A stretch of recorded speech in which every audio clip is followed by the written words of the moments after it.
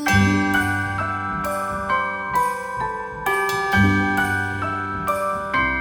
everyone and welcome. Today I'm going to be participating in a tag, and this is the homemaking tag.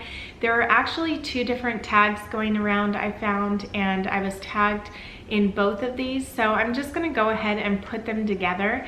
And the first one is from Jen of Cook, Clean, and Repeat, and the next one is from Nikki from Carrie Grace. So I'm just going to go ahead and jump right in. Have you ever had anyone say anything negative to you about staying at home or working from home? Yes, I have had a couple of things said to me, but the way that I always look at it is that those things that people say have more to do with themselves than it does the person that they're saying them about. So I just try to go about my business and not give it too much thought, because I know the reasons why I do what I do and how important they are to me, and that is what I'm happy with. Number two is, what is your favorite or least favorite part of staying home or working from home? I would say that my favorite part of working at home is that I get to be there for anything that the kids need me for, or that, you know, any parties or anything, whereas before when I worked outside of the home, I missed out on so many things. So I like having the option of doing those things that I want to do and be a part of. And my least favorite thing of working from home is that I feel I can't get any work done if everything around me is chaotic and crazy, or if there are messes places, stuff like that. So that presents a problem to me and makes things a little bit more difficult. So I have to plan my day accordingly. What is your favorite or least favorite chore? My favorite chore is ironing. I love ironing because it's a very relaxing time for me, and I love the gratification I get of freshly pressed clothing. And then my least favorite chore is cleaning out the oven. This is something that I tried more recently to do, and I tried it with natural products and it just did not go as planned. And this is a chore that I have no problem delegating and asking Jorge to do, and he usually does it if I let him know that, you know, we really need this done. So yes, that is one of my least favorite chores. What time do you wake up and go to bed? This changes a lot, especially because I do work from home. So sometimes if something is pressing, I'll stay up a lot later to get it done, or I will get up really early if I decided to go to bed earlier so that I can get up early and be refreshed and want to get things done in the morning. So this changes all the time, although more recently I've decided to stop pushing myself so hard at night and, you know, relax at night, go to bed, and then just decide to get up really early to get those things, especially that have to do with YouTube, done in the morning. Do you put anything on in the background while you clean, work, or cook? No, I don't. When I'm home, it's usually completely silent. I enjoy the silence, and it's what I feel I gain the most creativity in, and I just do my best work when I'm in absolute silence. And when Jorge's home though, we do listen to music. He loves having music going, and I enjoy those times when we're together and the music is going and everything. But when I'm alone, I definitely like silence. Do you get dressed most days or stay in your PJs? I definitely get dressed most days. To me, I feel more productive. I feel like I even look more awake. I feel more awake when I've gotten myself ready. And I don't like the feeling of being in my pajamas all day long. I usually save that for days that I feel really sick or I'm really depressed. And when those days come around, my kids ask all the time, what's wrong with me, because I haven't gotten ready. And so it's just something so out of character for me. So yeah, And then the next one is, how often do you do your hair and makeup? So when I get dressed, I also do my hair and makeup. This is just something that I like to be consistent about. And so yeah, it's just something that I love to do. And I think that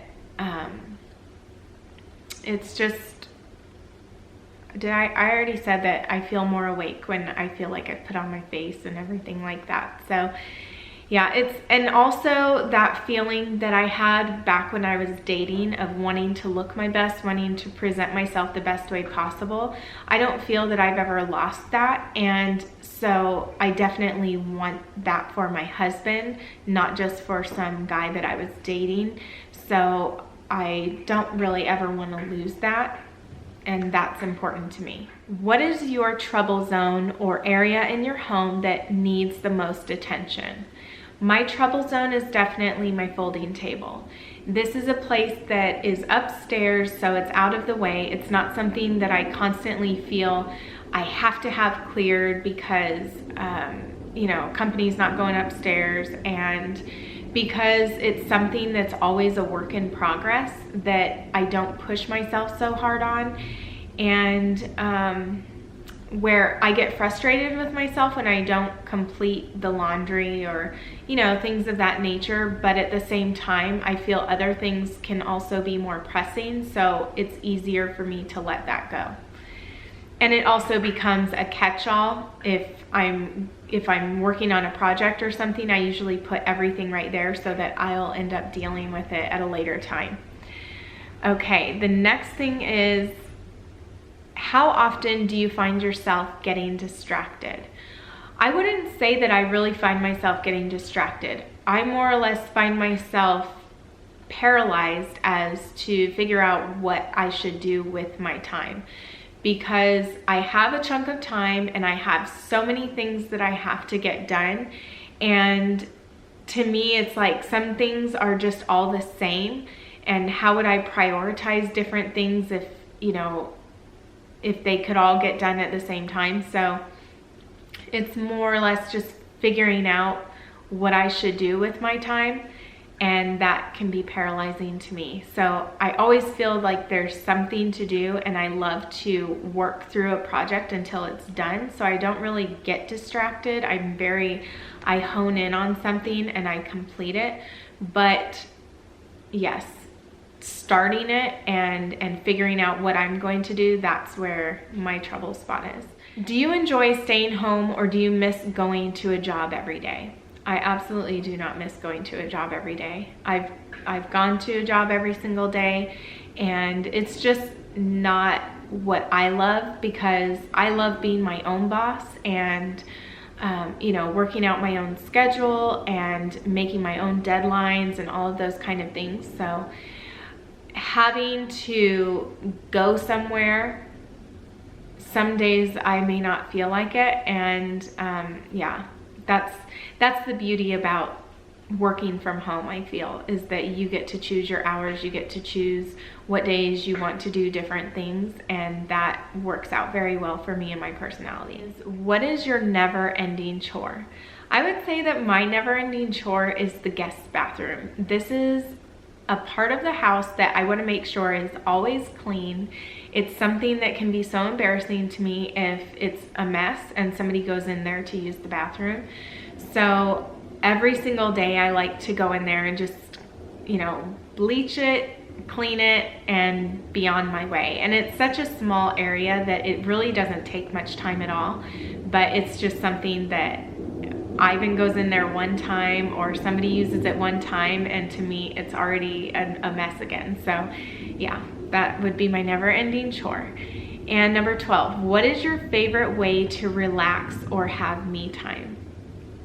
So I have a friend who took me to a spa day, and ever since then it's all that I could think about real me time, because that day we had several hours to ourselves, and it was something I had never experienced before, and it was just so beautiful, and I enjoyed so much of my time there. So I really look forward to doing that again, and I think that that is like just the epitome of me time. How often does your husband or significant other chip in? Well, Jorge chips in quite a bit, and he chips in ways that maybe I might not always find like what I would like him to do, but the things that he does do are very important to me because he's really good about making dinner and making sure that the kids are fed. And this is something that he is very particular about what he eats, and so are the kids. So I'm so grateful that he chips in this way. The other stuff, like everyday stuff, picking up and everything, that's more something I have to, you know, prompt him to do, or I ask him if he can, you know, do this or that. But for the most part, almost 80% of the time, he's on top of chipping in when it comes to food. So that is something that I'm very grateful for. If you have kids, when do you find time to do chores? Okay, this is a question that I get a lot actually, because moms want to know, like, when my children were younger, how I handled chores and everything. And that is something that I feel I never had an issue finding time to do. Even when the kids were really young, it's something that if I wanted it done, I would make sure to get it done. You know, even if the kids had to eat or something, I'd sit them down in their high chair, feed them, and then I would be cleaning the kitchen, or during their nap time, I would be, you know, organizing something, or when they were playing, I'd be cleaning. And it's just something that you find pockets of time to do anytime, all the time. Now it's still the same. Even when they're home, I'm cleaning sometimes. When they're not home, I clean. I always find time to do chores. That's not a trouble area for me. Number 15 is, how do you balance being a homemaker and creating YouTube content? So I would have to say that creating content is something that I really like to do when I'm alone. So when the kids are at school, that's the time when I'm recording my videos. Occasionally I will when they're at home doing homework or something, or if I'm pressed for time, or even, I mean, sometimes they're all around and I'm creating content. But like the editing side of it, I like to do that when they're not here. I like to do it later in the evening. I also like to do it early in the morning. So yeah, just finding those time slots to do that, but then also make sure that I'm present with them. It's like a give and take, and sometimes, you know, they need to busy themselves doing stuff, and I have no problem letting them, you know, be creative, going and doing something by themselves. I don't feel that I need to entertain them. Yeah, I just find time here and there to do my content creating, and then also I definitely want to make sure that my stuff is done before I start my work, and I think I touched on this earlier. So I feel that even before I start creating content, a lot of times I've already started my household chores, and I wanted to get that stuff done before. Number 16, what is your favorite room in your home and why? My favorite room is my bedroom because it's a place where there's really no outside distractions. We don't have a TV in there. Everything in there is very peaceful and beautiful to me, and it's light and bright, and I just enjoy the space. Number 17 is, what is your least favorite room in your home and why? My least favorite room is the garage because there's nothing closing off all of the stuff in there. So when we go in there, I see all of it, and it's very cluttered looking to me. Even though things are up on shelves, I just don't care for the look of it, and it's very overwhelming to me, so I don't like being in the garage. Do you feel your home reflects your personal style? Why or why not? To an extent, I think it definitely reflects my personal style. I like things lighter. I like lots of white and sun and stuff like that. Does my home my home. The actual home itself, no, it does not at all represent my personal style. I would definitely love more of like a country looking home with a wrap porch and, you know, picket fence, that kind of thing with greenery. That is my like picture that I have of what is my personal style. They don't have many of those houses here in Las Vegas. On the interior, I would say that different things do reflect my personal style, but there are a lot of things that I would change, although I'm very happy with what, you know, we were blessed with and everything in that aspect. But I mean, there are still things that, given, you know, if I had if the budget allowed, I would have done something different, if that makes sense. What does your home smell like? My home smells like apple, cinnamon, and bleach. I love cleaning with bleach, and to me that's more of a clean smell, so that is more what it smells like clean but with apple, cinnamon to warm it all up. Number 20, what is your strong point and weak spot when it comes to homemaking? I would say that my strong points are cleaning and organizing, as well as making sure that my family has everything that they need.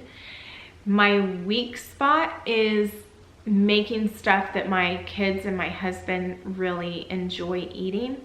And so this is an area that has been really discouraging for me. And so I kind of just have left it up to Jorge most of the time, because it has gotten so discouraging to me because they're so picky about things and they don't eat stuff that I think is like more healthy for them to eat. So, and that goes for Jorge too. I mean, you know, he's not a big vegetable guy and all of that. So yeah, I would say that that is more of my weak spot, but I'm not bad at cooking, if that makes sense. Like when I have company over and I'm gonna make something regardless if they like it or not, the company all enjoys it.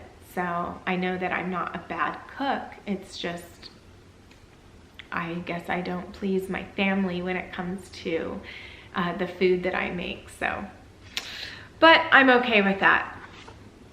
I feel like it's an area where Jorge and I work together.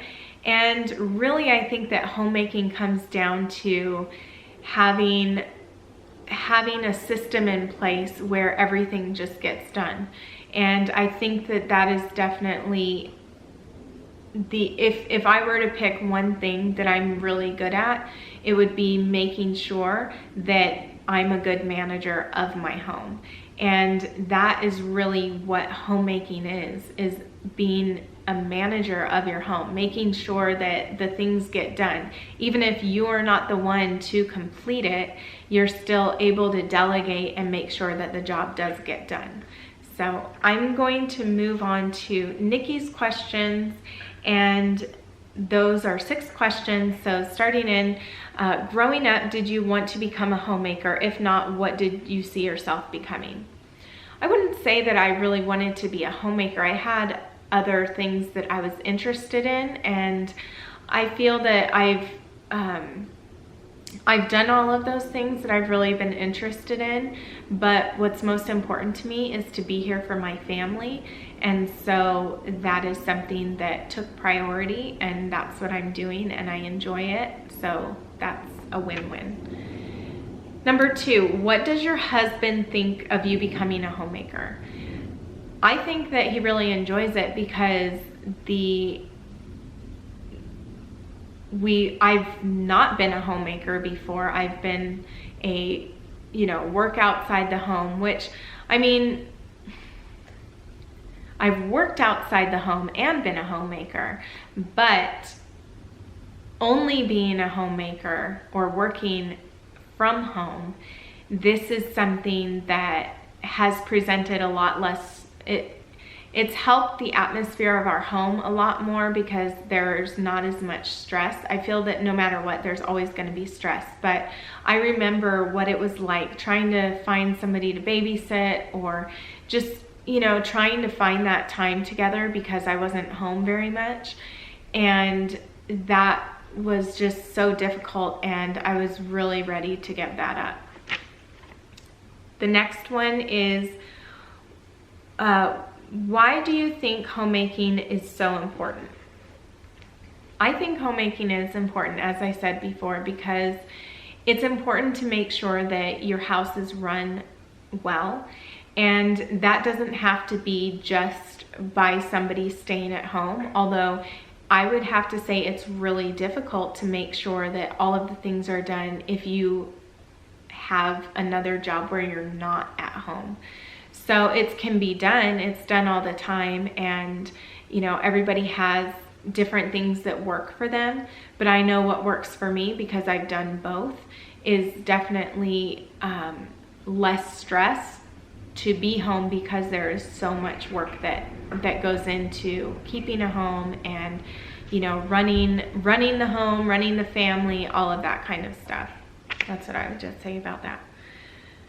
Okay, number 4, how do you think your family would function if you went back to work? Well, I think no matter what, you would make it work, and things would work out. We'd find a way to make it work. But as I said before, I think that there would be a little bit more stress in the atmosphere, and Jorge would definitely be pretty lonely unless I, you know, unless I worked while the kids were in school. But then it would also kind of run into the time of us doing stuff together because I would be so focused on running the other stuff in the house. So I don't know. What are some things you had to sacrifice in order to stay home with your family? So when I worked outside of the home, I left the extra income once I decided just to be a homemaker. And I also sacrificed our medical insurance. This is something that I got for free working at the hospital, and it was a scary time, but it really pushed Jorge to get a job that did have benefits. And so I'm thankful that, you know, I went through that. It took us a little longer to get out of debt because of it, but overall we were really happy with the decision that we made. And number 6, any advice you can give women who are wanting to be a homemaker? I would say just go for it. If you want to be a homemaker, follow your dreams, and you know, do the best that you can, because it is a job. All right, so thank you guys so much for watching. I really hope that you enjoyed this. If you did, please give it a thumbs up, and until next time, I hope that you guys take care and have a beautiful day. Bye.